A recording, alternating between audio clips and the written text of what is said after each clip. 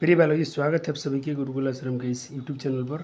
और आज क्लास 9 का लेक्चर नंबर 2 होगा। आपका एग्जाम हो गया था, लेकिन ज़्यादा क्वेश्चन इसी चैप्टर से आ गए थे 2024 में जो आपका एग्ज़ाम चल रहा था। लेकिन अब चिंता मत कीजिए, आपका अगले मंथ में जो एग्ज़ाम होगा, इस महीने में जो होगा, हर महीने मंथली एग्जाम होंगे ही होंगे। वादा करता हूँ आपको इस बार सारे चैप्टर को पढ़ा दी जाएंगे। मैं क्या करूँगा, 4 चैप्टर पढ़ा दूँगा आपको। दूसरा आज पढ़ा दे रहा हूँ, तीसरा चौथा, 4 चैप्टर में आपका शायद ये चैप्टर एग्जाम निकल जाएगा। आपको हर एग्जाम के लिए 2 चैप्टर पढ़ लेने होंगे ताकि आपका एग्जाम अच्छे से निकल जाए। आज हम शुरू करेंगे लोभ विष्ठा चक्रधरा। यानी लोभ से के कारण, अधिक लोभ के कारण एक चक्रधर में फंस गया एक व्यक्ति। उस पर एक अच्छी सी कहानी है जिसको हम पढ़ेंगे। चलिए, तो देखिए इसमें बताया गया है। पहले चैप्टर के परिचय पढ़ ले जाए। ये चैप्टर जो है लोभाविष्ट चक्रधरा, ये कथात्मक पाठ है, यानी कथा है ये। और ये पंचतंत्र से लिया गया है। पंचतंत्र क्या है, एक बताइए प्राचीन नीति कथा संग्रह से लिया गया चैप्टर है। इस कथा संग्रह के लेखक जो है विष्णु शर्मा कहे जाते हैं। यानी विष्णु शर्मा क्या है, इसके लेखक हैं। किसके? पंचतंत्र के। पंचतंत्र में 5 खंड है। ये क्वेश्चन आपसे पूछा गया था इस परीक्षा में। मैं पहले ही पढ़ाया था, पिछले साल का वीडियो मेरा जाकर देख लीजिए। पिछले 1 साल पहले पढ़ाया था, एक भी क्वेश्चन आपसे उससे बाहर नहीं गया है। लेकिन फिर इस बार हम नया पढ़ा दे रहे हैं। बोले थे कि नया पढ़ाएगा तो नया पढ़ाया जाएगा, लेकिन पिछले साल की वीडियो आप देख सकते हैं, कोई इसमें बुराई नहीं है। जो 5 खंड है, मित्रभेद, मित्र संप्रपत्ति, काकोलकीय और लब्ध प्राणस और आपका है अपरिचित कारक, ये सब मिलाकर लगभग 6 कथाएं को और जोड़ दिया जाए तो 75 कथाएं पूरे संग्रह में हो जाती हैं। कथाएं में गद्य हैं, जिनके बीच में कहीं का बीच में अनेक पद भी श्लोक मिल जाते हैं, जिसकी प्रायः इस प्रकार से लगभग 1100 इसमें पद भी आ जाते हैं। सामान्यतः लगभग इसमें पशु पक्षियों का पात्र बनाकर इसमें कहानियाँ कही जाती हैं। लेकिन जो हम चैप्टर पढ़ने जा रहे हैं, जो 5वां अपना तंत्र है अपरिचित कारक, इसमें मनुष्य की कथाएं मिलती हैं। बाकी 4 में मनुष्य की कथाएं नहीं मिलती हैं। और इसमें बताया गया है इस चैप्टर में कि अधिक लोभ के कारण उसका दुष्परिणाम क्या होता है, इस कहानी में दिखाया गया है। तो आप पहले इसको लिख लेंगे, यहाँ से लेकर यहाँ तक चैप्टर का परिचय हो गया। या मैं नोट्स में लिखवा कर लाया हूँ, तो बिल्कुल आप रुक जाइए, नोट्स में से लिख लें। नोट्स आपके लिए बनवा दिया गया है।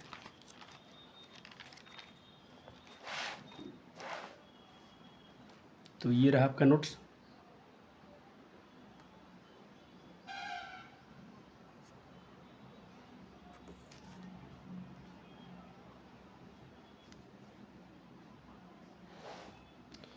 एक सेकंड, इसको मैं थोड़ा छोटा कर दूं आपको तो पूरा स्क्रीन दिख जाए।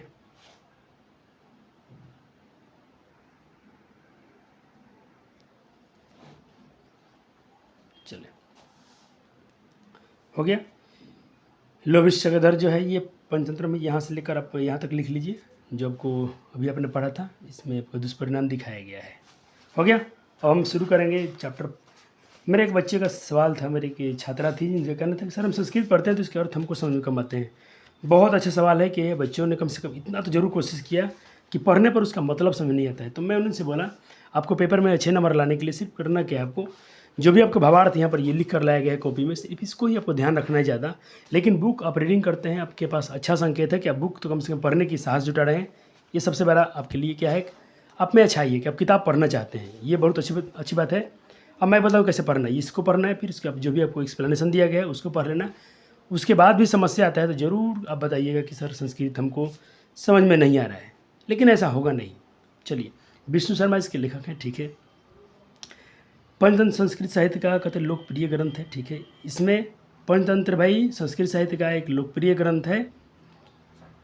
इसका कहते इसका अनेक रूप आपके प्राचीन काल के नाना प्रकार के वैदेशिक भाषाओं में इसको मिल जाएगा। इसका भाषांतरित किया गया है। और संस्कृत भाषा नहीं, इसमें विविधानी संस्कार, इसमें विभिन्न संस्कार भी इसमें आपको मिल जाएंगे। पंच भी भार्गे विभक्तिमिदम अनर्थव्यत लिखा अनवर्थ्यत पंचतंत्रम तंत्र मित्रभेद। इसमें 5 तंत्र जो है बताया गया। 5 तंत्र जो इसमें है, वो जो हमने पहले पढ़ा था हिंदी में, मित्रभेद, मित्र संप्रपत्ति, काकोलकीयम और लब्ध प्राणस और अपरिचित कारक, ये 5 हैं। और इनके बारे में हम इस चैप्टर में पढ़ने जा रहे हैं। और अति लोभ का दुष्परिणाम इसमें हमको कथा में दिखाया गया है। तो जो भी, अब देखो इसका हिंदी आपको तोड़ने ना आए, लेकिन अब इसका ये जरूर आप याद रखिएगा, जो अर्थ आपको लिख दिया गया है इसको आप बहुत अच्छे से पढ़ लेना है। इसी को दिमाग में नचाते रहना, बस हो गया। क्वेश्चन आएंगे इसी बेस पर आएंगे। चलिए, अब हम पढ़ेंगे ये वाला। चलो अब शुरू करते हैं अपनी कहानी। यहाँ तो हो गया, चैप्टर का परिचय हो गया। कथा कि कस्मिन् चिंत अधिष्ठाने चत्वारः ब्राह्मणपुत्र मित्रताम गता वसंती स्म। किसी नगर में 4 ब्राह्मण पुत्र मित्र भाव से रहते थे। ते मतलब वे दरिद्र योपयाता मंत्रम चक्रु अहो दिग्ध्यम दरिद्रा उक्तचम। इसका अर्थ हुआ कि वे गरीबी यानी दरिद्रता से पीड़ित होकर आपस में क्या किए, विचार किए। क्या विचार किए? आपस में विचार किए कि अरे इस दरिद्रता से या इस दरिद्रता पर, इस गरीबी पर क्या अधिकार है। ये गरीबी पर क्या बच्चे अधिकार है, मतलब वो अपने आप को कोस रहे हैं चारों। और वो लोग उक्त यहाँ लिखा गया उक्तचम, इसको अंग पढ़ेंगे हम लोग उक्तम, ऐसे इसको ऐसा भी लिखना चाहते हैं, ऐसे लिख सकते हैं आप। तो इसमें चलो लीड खत्म हो गया अपना पेंसिल का, कोई बात नहीं। यहाँ लिखा है उक्तचम, ठीक है, यानी कहा गया है। उक्तंच यानी कहा गया है। क्या कहा गया है? कहा गया है कि वरम वरम व्याघ्र गजा दिशि विश्रुतम जनेन हीनम बहुकंटा कावृतम तीर्णानि शस्या परिधानम वल्कलम न बंधुमेध्य धनहीनम जीवितम। यहाँ पर लिखा गया है कि कहा गया कि असंख्य कांटों से घिरा हुआ स्थान, बाघ, हाथी आदि से भरे हुए निर्जन वनों में रहना, घासों के बिछावन पर सोना, छाल के पत्तों बनाकर पहनना, जीवन निर्वाह करना अच्छा है, लेकिन परंतु न बंधु मध्य धनहीन जीवन जीवित, यानी अपनों बंधुओं के बीच में, दोस्त भाइयों के बीच में धनहीन बनकर रहना, जीवित रहना, ये उचित नहीं है। अब आपने जो भी पढ़ा इसके अर्थ उसको मैं लिखवाता हूँ, ताकि देखो यहाँ से यहाँ तक हमने जो भी पढ़ा इसके अर्थ को लिखवा देते हैं यहाँ तक।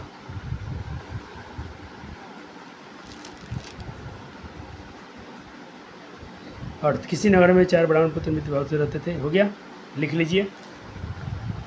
और उसके बाद यहाँ कहा गया है, और जो आपने पढ़ा उसका क्या बोलते हैं, जो डार्क बोर्ड में लिखा गया था उसका अर्थ भी आपको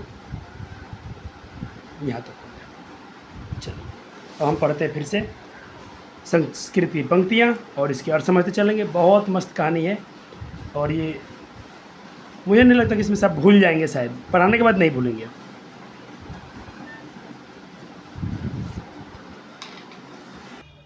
चलो अब यहाँ से क्या हुआ, तो बोलेंगे आपस में क्या विचार कर रहे थे कि धनहीन बनकर, गरीब बनकर अपने दोस्तों के, बंधुओं के बीच में रहना, बंधु मध्य के बीच में रहना, ये उचित नहीं है, अच्छा नहीं है। वो सब चलेगा, जंगल वंगल सब चलेंगे, वहाँ पर कांटों में रहना चलेगा, छाल पहन कर रहना सही है, लेकिन भाई गरीब रहकर अपने दोस्तों के बीच में, अपने बंधुओं के बीच में रहना, ये उचित नहीं है, ये उनको अच्छा नहीं शोभा दे रहा है। चलो तो क्या हुआ, तदगच्छामः कुत्र दिथार्दय इति सन्मंत्र से, यही मंत्र कर कर स्वदेश, अपना वो लोग जगह त्याग दिए, अपने घर त्याग दिए। और कर्म न गच्छते ते अवंती, उनको अवंती प्राप्त हुआ। तो पूछा कि कौन से रास्ते में कौन सी जगह प्राप्त हुआ, तो एक अवंती जगह प्राप्त हुआ। तत्र क्षिप्रा जल है, वहाँ क्षिप्रा नदी था जिसमें क्षिप्रा जल में स्नान किए, और महाकाल या प्रणम्य, महाकाल का आरती वंदना किए, प्रणाम किए। और वहाँ पर भैरवानंद नाम योगी सम्मुख, ये क्वेश्चन पूछा गया था आपसे परीक्षा में कि भाई उनके सम्मुख कौन आए, चाहे भैरव थी, योगी का क्या नाम था, भले भैरवानंद किसका क्या थे वो, तो ये योगी थे। तेना पृष्ठा, उनसे वो योगी ने पूछे, भैरवानंद ने पूछा उनसे, कुतो भवन्तु सम्यावता किम प्रयोजनम, तुम लोग भाई किस प्रयोजन से कहाँ जा रहे हो, उन्होंने पूछा उनसे। तो यहाँ तक हम यहाँ तक के अर्थ पढ़ेंगे। पूछा तो तत्सत्रिभीतम वयम, उन्होंने सब बोले कि भाई हम लोग सीधी यात्री हैं। तत्र यास्मेयो यत्र, हम जो निकले ना, या तो धन की प्राप्ति होगी या मृत्यु, या तो मृत्यु की प्राप्ति होगी भविष्य, यह निश्चय करके हम लोग निकले हैं। और कहा गया है, इसका अर्थ होता है कहा गया है, क्या कहा गया है, कहा गया है कि तब उन लोगों के द्वारा कहा गया कि मथी जो पुरुष होते हैं, जो हम लोग सीधी यात्री हैं, और हम लोग जहाँ जहाँ, ये तो बात तो उन्होंने बोले जहाँ धन की प्राप्ति होगी या तो मृत्यु की प्राप्ति होगी। और कहा गया है, क्या कहा गया है, और कहा गया है कि व्यक्ति की लक्ष्य की प्राप्ति, कोई व्यक्ति होगा उसकी जो लक्ष्य की प्राप्ति होगी परिश्रमी से होगा, उद्योग से होगा। परिश्रम कारणे, परिश्रमी होगा तो उसको भाई उद्योग की, पर उसके लक्ष्य प्राप्त हो जाएगा। आपके भी लक्ष्य होंगे कि हमको इतने स्कोर लाने हैं, तो पढ़ने से ही होगा, ऐसे तो होगा नहीं। और भाग्य भी उसी व्यक्ति की मदद करती है जो स्वयं परिश्रमी होता है, जो खूब मेहनती होता है, किस्मत भी उसी का साथ देती है। यहाँ तक अर्थ हो गया। अब इसको हम नोट्स बनाएंगे। चलो, तो आपने शायद यहाँ तक बना लिया था। अब इसके आगे वाला यहाँ से संस्कृत पे पूरा पंक्ति नहीं लिखना है, बस जो मैं इसे लिखा हूँ वैसे हेडिंग बना के लिख लीजिए। यहाँ तक कि हमने अर्थ पढ़ने जा रहे हैं। बुक ज़रूर पढ़िएगा। मुझे अच्छा लगा कि बच्चे बुक तो कम से कम पढ़ना चाहते हैं। आए समझ ना आए कोई टेंशन नहीं लेना है, पढ़ना ज़रूरी है। चलो हो गया, और यहाँ तक आपको पढ़ाया गया। चलो अब चलते हैं अगले श्लोक के पास। तत्कथ्या अस्माकं कश्चित् दो उपाय वयम तिस्साहिका। फिर कहा गया है यहाँ पर, मतलब उन्होंने तो भाई बात किया, अतः हमें कोई धन की प्राप्ति का कोई कारण उपाय बताइए। साधु से बात कर रहे थे लोग। और इसमें कहा गया है बच्चा जी कि महापुरुष, महान तो महान धर्म सदित, कि महान पुरुष महान कार्य को ही कर सकते हैं। सही बात है, महान व्यक्ति होगा तो महान कार्य करेगा, सबसे महान कार्य नहीं होते हैं, यहाँ पर वही बताया गया है। और पूरा करने से जैसे समुद्र की आग को भाई कौन धारण कर सकता है, लिखा कि समुद्राय को विभूति, जो समुद्र की आग होती है जिसे हम लोग उसे बंडवाल ही धारण कर सकती है, और दूसरा कोई धारण नहीं कर। समुद्र में जा रहे तो उसे कौन कवर करोगे, उसे कौन समर्थ करना, उसे ये किसको, जैसे महान कार्य को महान व्यक्ति कर सकता है, उसी तरह समुद्र की आग को वंडवालनम को धारण करने के लिए सिर्फ सागर ही समर्थ है, और कोई समर्थ नहीं है। और कोई समुद्र की आग को लपटे को नहीं बुझा सकता है। वंडवालम मतलब वही समुद्र की आग होती है। चलो, तो अभी आपने क्या पढ़ा,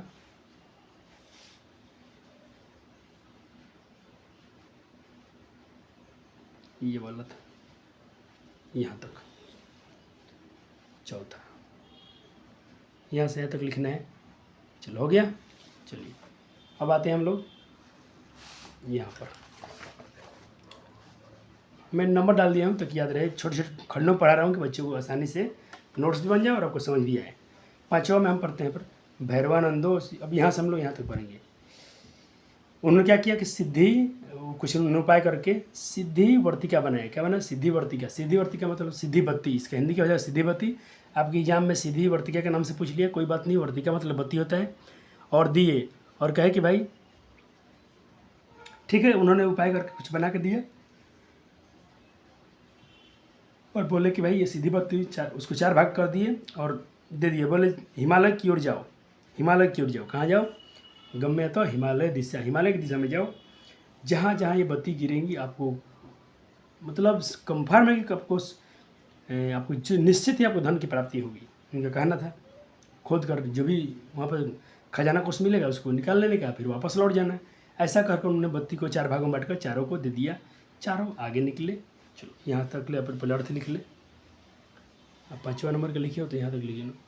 वो बोले थे कि लौट जाना है, लेकिन कहानी में इंटरेस्ट अब शुरू होगा। ये लौटेंगे नहीं। एक व्यक्ति जो है बहुत लोग हैं उनको, उन्हीं का दुष्परिणाम इस चैप्टर में हम पढ़ने जा रहे हैं। कहे अनुसार सब लोग चल दिए। निपताम अत्सव यवंत प्रदेश खनंती। तो जैसे गया उनके बताए अनुसार बत्ती, निपता तो मतलब बत्ती गिरा, खोद कर देखा तो वहाँ पर तावा ताम्रतई यानी तांबामयी वहाँ पर धरती प्राप्त हुई। पहले ने बहुत सारा तांबा का इकट्ठा किया, लेकिन तभी बाकी लोग बोल रहे थे अरे भाई ये तांबा से हमारी गरीबी दूर नहीं होगी, इसलिए हम आगे चलते हैं। लेकिन पहला क्या किया, ऐसा वो अपने इच्छानुसार लिया, पहला ब्राह्मण पुत्र, और पहला ब्राह्मण पुत्र लौट गया, बाकी 3 बचे। आगे चलते हैं कहानी में क्या होती है। पहले छठा वाला अर्थ लिख लें। हो गया। 7वां में आइए। ते त्रयो प्रयागी प्रतिष्ठा अथ किंचित मात्रम गतस्य अग्रेसरस्य वर्ती निपतात स्वपि यावत खनिंतु तत्र रूपमयी छिदी। जब दूसरा बार गिरा तो उसे क्या मिला, रूपमयी यानी तांबा पहले को मिला, दूसरे वाले को चांदी मिला है। और वो खुश हुआ और अपनी इच्छा अनुसार लेने लगा चांदी। किंतु वो आपस में बात किए, बोला अरे भाई आगे चलते हैं, पहले को भाई आगे चलते हैं। लेकिन उसने बोला कि नहीं भाई हम तो भाई चांदी लेके अपने आगे चल जाएंगे, मेरा इससे काम हो जाएगा। लेकिन अब दो व्यक्ति थे, बोले कि नहीं नहीं हम लोग दोनों आगे जाएंगे, ऐसा कहकर दोनों आगे चल दिए। और वहीं से समर्थ भर चांदी लेकर पहला लौट गया, दूसरा लौट गया। ये सब याद रखना है, पहले ने क्या किया, दूसरे ने क्या किया, तीसरे ने। 8वां में आते हैं हम लोग, अतः अब एक और सबका हिंदी लिख लेंगे हम लोग। 8वां में आते हैं, अतः तयोपी गस्ते, दोनों भाई आगे चले, फिर गिरा सोपी पृष्ठो यावत खनंती, उसने खोना तो स्वर्णिम भूमि, सोना वाला भूमि देखा और बोला वो अब आगे नहीं जाएंगे हम लोग, यहीं पर इच्छानुसार सोना लेते हैं और चल दोनों भाई चल चलते हैं। लेकिन दूसरा इससे बहुमूल्य चीज़ क्या मिलेगा हम लोग को, सोना से अच्छा। तो जो लास्ट बच गया उस चौथा ने बोला, कह रहे मूर्ख, पहला तो चांद दो ही बचे हैं, पहले उसमें से क्या ले रहा है, सोना उठा रहा है। दूसरा बोला कि भाई तुम भाई मूर्ख है क्या, ये सोना क्या करेगा, चलो आगे चलते हैं। देखा नहीं, पहले को क्या मिला, तांबा मिला, दूसरे को चांदी मिला, तुमको यहाँ सोना मिला, और आगे जाएंगे तो कुछ और मूल्यवान रत्न मिलेगा, जरूर मूल्यवान रत्न होगा, यही लोभ के कारण। लेकिन तीसरा भाई इच्छा पर सोना लिया और लौट गया। अब देखिए चौथे क्या होता है, अनंत वर्षोपी गच्छे कहानी ग्रीष्म। अब जो आगे बढ़ते गया तो भाई देखा उसको बहुत सारा गर्मी हो रही है, गर्मी से परेशान है। चलो यहाँ तक पहले हम अर्थ लिख लेते हैं, 8 तक पढ़े ना भाई। आपको कहाँ तक लिखवा दिया गया था, आपको 6 तक लिखवा दिया गया था, 7 और 8 के पहले लिख लीजिए। मैं नंबरिंग डाल दिया हूँ कि 7वां श्लोक यहाँ से यहाँ तक कवर किया गया है और 8वां श्लोक जस्ट अभी आपने पढ़ा है।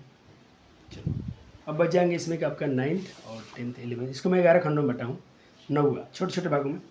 9वां में क्या है, अब इसके बाद वो आगे चलता गया और प्यास से गर्म से व्याकुल हो गया। देखो यहाँ पर लिखा हुआ मृक्ष मार्ग ये थू, अब मार्ग में चलता गया, पूरा प्यास से वो परेशान है। अथवा भ्रमयन, और जहाँ तहाँ भ्रमण करने लगा। और रुधिर, उसको एक पुरुष मिला जिसके भाई माथे पर चक्र घूम रहा है और पूरा खून से लथपथ है। ततो दुर्तम गतो, उसका गति देखा, दशा देखा, बोला भो अरे भाई ये कैसे हुआ कि मैं वो चक्र ने तुम्हारे पर चक्र कैसे घूम रहा है। जैसे ही बोला तैसे ही उसका चक्र इसके सर पर आ गया। ठीक है, अब 10वां पढ़ लेते हैं। कहते मुझे बताओ यहाँ जल कहाँ मिलेगा, बहुत उससे पूछा तुम्हारा पर चक्कर कैसे घूम रहा है, जल के बारे में पूछा, जल कहाँ मिलेगा, मुझे जल के प्यास है। लेकिन अब हुआ क्या, 10वां देखिए, तो एवं तस्य पर्वत चक्रम तक्षान स्थिरसो ब्राह्मण मस्तके आगत। अब जैसे ही सब पूछा तो उसका जो पहले से वहाँ एक पुरुष फंसा हुआ था, उसका चक्र ये चौथे ब्राह्मण पुत्र के सर पड़ा गया। ये कहाँ के निकले थे, इनको रत्न मिलेगा, बहुत लालची थे, बहुत लोभी थे। अब हो गए हम क्या हुआ, उसके माथा पर घूमने लगा। और इसी प्रकार ब्राह्मण बोला कि भाई ये मेरे सिर पर आ गया, ये कब उतरेगा। तो वो बोला भाई जैसे मुझे आप मिले तो आपके सर पर गया, अब आपको ही कोई यहाँ पर घूमते घूमते आएगा, आपसे कुछ पूछेगा कहेगा तो ये चक्र उस पर जाएगा। अभी तो बबुआ जी फंस गया बढ़िया से। यहाँ पर एक बात लिखा गया है, अति लोभ के कारण भाई, अति लोभ नहीं करना चाहिए, मनुष्य को अधिक लोभ नहीं करना चाहिए, और नहीं तो अधिक लोभ नहीं करना चाहिए, और नहीं लोभ का त्याग करना चाहिए। इसका मतलब लोभ करना चाहिए, आपको थोड़ा सा लालच होना चाहिए, तभी तो किसी को तांबा मिला, किसी को चांदी मिला, किसी को सोना मिला, उनमें थोड़ा थोड़ा लोभ था। लेकिन इसको अधिक लोभ हो गया और इसी तरह उसके माथे पर चक्र घूमता रहा। यही सब कहानी है। अब लिख लें, अब आपको 8 तक लिखवा दिया गया था ना, अब 9 का लिख लें आप। सिर्फ आपको हिंदी में पढ़ना है, हिंदी में याद रखना है, और आपको कुछ करने की ज़रूरत नहीं है मेरे ख्याल से। ये 10 वाला अब देखना, इस चैप्टर के आपको एक भी क्वेश्चन नहीं छूटेंगे, ये मेरा वादा है। ये आपके बुक के अर्थ हैं, ज़रूर आप इसको लिखिएगा। आपको मैं दिखाता हूँ कहाँ है, या तो बुक से कुछ बच्चे लिखना चाहें तो लिख ले, किसी को आलस हो रहा है तो अपने बुक से ही पढ़ो, लेकिन याद जरूर करना, पेपर में आता है। ये पूछा गया है पेपर में, ये भी पूछा गया है, ये पूछा गया है, ये भी पूछा गया है, जहाँ जहाँ दाग लगा दिया हूँ ये सब के सब पूछे गए हैं। देखा, रुपमयी में तो चांदी का, इतने आपके शब्दार्थ दिए गए हैं। इतने शब्दार्थ कोई पढ़ ले इसको संस्कृत कहीं नहीं आएगा, 100% आएगा। चलो, संधि विच्छेद भी आपको करना है, व्याकरण भी कराता हूँ। शब्दार्थ हो गया, चलो व्याकरण से भाई संधि विच्छेद, समास आपके बुक में सब दिया गया, बुक से ही लिख कर लाया गया है, क्योंकि आप तो लालची हो, लिखते नहीं हो, तो इसलिए लिख दिया कि आप कम से कम वहाँ से जरूर लिखिएगा। पढ़ते हैं, बहुत इंपॉर्टेंट है। ऐसे पढ़ते हैं आपको अलग से पढ़ा दिया गया, फिर भी एक बार आपको पढ़ते हैं, यहाँ से भी नोट कर लेने हैं।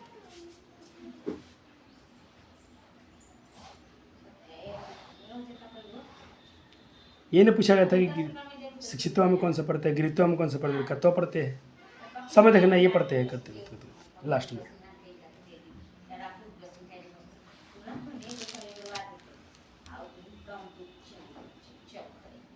ये आपके बुक का आंसर क्वेश्चन है, कर लीजिए। अब देखो इसको मत घबराओ, संस्कृत वाले को लेकर आपके एग्जाम में कैसे आएंगे मैं बता रहा हूँ, लेकिन इसको आप जरूर लिख लें ताकि आपको कुछ प्रत्यय वाला सवाल नहीं छूटे। जैसे कि प्राणम्य में कौन पढ़ते हैं, लय पढ़ते हैं, परिजत्य में कौन पढ़ते हैं, लय पढ़ते हैं, अदाय में लय पढ़ते हैं, उक्तवा में कर्तव्य पढ़ते हैं, अप्रतिष्ठित में कर्तव्य पढ़ते हैं। 5 हो गया।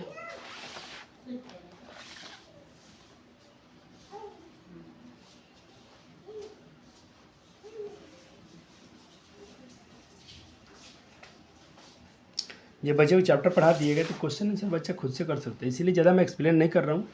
आपके समय बचा के आपको नोट्स दिखा देता हूँ, आप ज़रूर नोट्स बना लें, आपको बिल्कुल आसानी से हो जाएगा। जहाँ पूछने वाला सवाल आएगा तो बिल्कुल मैं आपसे पूछते चलूँगा। चलिए ये ज़रूरी है, प्रश्न अभ्यास। पंचतंत्र के सभी भागों का नाम लिखें, बिल्कुल लिख दीजिएगा। योगी भैरवानंद ब्राह्मण पुत्र को कहाँ और कब से मुलाकात हुई, ये भी इसको लिखना है पेपर में। ये सब क्वेश्चन करके देखें, खुद से हो जाएगा। ब्राह्मण पुत्र ने आपस में क्या विचार किया, भाई गरीबी में रहकर क्या फ़ायदा है, चलो चलते हैं कहीं पैसे कमाने। योगी भैरवानंद ब्राह्मण पुत्र को क्या दिए और क्या हुआ। एक प्रश्न आपके लिए छोड़ दिया हूँ कि लोभ इस चकदर पाठ से हमें क्या शिक्षा मिलती है। तो इस पाठ से हमें यही शिक्षा मिलती है कि हमें अति लोभ नहीं करना चाहिए, क्योंकि देखा गया है कि पहले ब्राह्मण को तांबा मिला, दूसरे ब्राह्मण पुत्र को चांदी मिला, तीसरे को सोना मिला और चौथे ने रत्न की लालच में आगे बढ़ा तो इसे उसके सर पर चक्र घूमने लगा और वो लगभग बहुत परेशान हो गया। यही सब बातें लिख देंगे तो हो जाएगा। चलो 7 क्वेश्चन हुआ। अब मैं बच्चा आपसे बोलता हूँ, एक मेरा बात सुन लीजिए, फिर से बता रहा हूँ। जो 2024 में 25 में एग्जाम देने वाले फाइनल परीक्षा में आप छात्र रहना क्लास 9 के, आप यहाँ से एक पेज जरूर छोड़िएगा, क्योंकि आपका जो पेपर हुआ है देखिए यहाँ पेज छोड़ा गया है ना, आप 1-2 पेज छोड़ दीजिए। पूरा हो गया, 2 पेज आपने छोड़ दिया पूरा फुल, ऐसे जिसमें छोड़ा हूँ। अब आइए चैप्टर का ऑब्जेक्टिव कर लीजिए। अब बताइए क्या क्वेश्चन चैप्टर के आंसर को छूट रहे हैं क्या आपसे, एक भी क्वेश्चन छूट रहा है क्या। सर आंसर लिखा है, अरे भाई आंसर छोड़ो, क्या आपसे क्वेश्चन नहीं हो रहा है क्या। सर हो रहा है। यही मेरा पढ़ाने का पर्पस था कि बच्चों से क्वेश्चन न छूटे। बहुत बहुत शुक्रिया। देखिए बच्चों को मैंने इतना अच्छे से जरूर एक्सप्लेन कर दिया हूँ कि बच्चे खुद अब ऑब्जेक्टिव समझ रहे हैं। देखा क्या सवाल है, एकदम हल्के हल्के। और ये जो क्वेश्चन यहाँ से लिखा हूँ ना 23 नंबर से लेकर, सब आपके एग्जाम में आया था, 23, 24, 25, 26। ये आपके पहले पेपर में इतना सवाल पूछा गया है।